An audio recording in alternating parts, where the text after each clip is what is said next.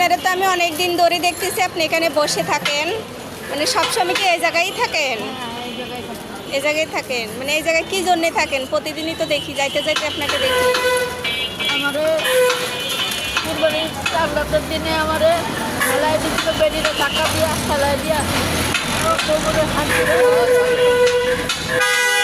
সবুজ শরীরের আঘাত করতে আঘাত কারণে আমি এখানে বসে থাকি। আমি বুঝতে পারি না, হাইটটা কোনোখানে যেতে পারি না। আমার মানসিক সহজাতি করে, আমি সহজাতিতে চলতেছি। এখন আমার নিয়ে শোয়া, আবার নিয়ে এসে আমার এখানে বসায় হয়ে যায়। আমি এখানে বসেই থাকি, আর কোনো জায়গায় আমি যেতে পারি না, লড়তে পারি না।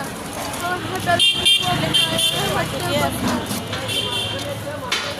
তো আপনি তো সারাদিন এখানে থাকেন, আপনার গোসল করাকে টয়লেট করেন কিভাবে? আমি ব্যায়াম করতে টয়লেট করি, ব্যায়াম করতে পিসাব করি, আর আমার গোসল করার মানুষ নাই। আমার গোসল করার না কেউ গোসল করাতে পারে না, কে করাইবে? এখানে তো থাকেন রাস্তার উপরে, কে গোসল কেউ করাইবে? করায় না, আমার কেউ সহজাতি করে না। কত মাস ধরে গোসল করেন না? আপনার হাত পায়ের অবস্থা তো একেবারে খারাপ। ইস গো, কি অবস্থা আল্লাহ! আজকে 8 মাস এই যে পায়ের অবস্থা কি দেখেন না, একটু দেখেন না রে। 8 মাস যাবে, 8 মাস যাবে, 8 মাস 8 মাস ধরে আমার পায়ের অবস্থা খুবই খারাপ হয়ে গেছে। হ্যাঁ, দেখতেছি তো পায়ের অবস্থা একেবারেই খারাপ। হাত পায়ের অবস্থা একেবারে খারাপ। এই 8 মাস ধরে একদিনও গোসল করতে পারেন নাই? না, একদিনও গোসল করতে পারি নাই। বাবারে। আর খাবার দাবার কিভাবে খান? মানুষের দিলে খায়, না দিলে না খেয়ে থাকি। না দিলে উপোস থাকেন? আর এই যে হোটেলে থাকেন, যে হোটেলওয়ালারা কিছু খাবার দিলে খেতে পারেন? না, এরা দেয় না, কোনো সময় দিয়ে দেয় না। কোনো সময়ই দেয় না? এমনি বসার জায়গা দিছে এটাই বেশি। আহারে। তো এই রাত্রে ঘুমান কই? এই যে বারান্দায় যে এই খালি জায়গাটাতে ঘুমান?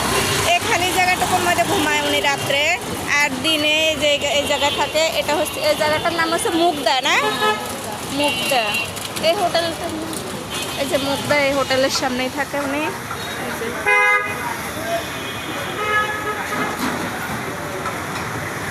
কেউ যদি এই মহিলাকে সহযোগিতা করতে চান, তাহলে ওনাকে মুগদা এই জায়গায় আসলে পাবেন।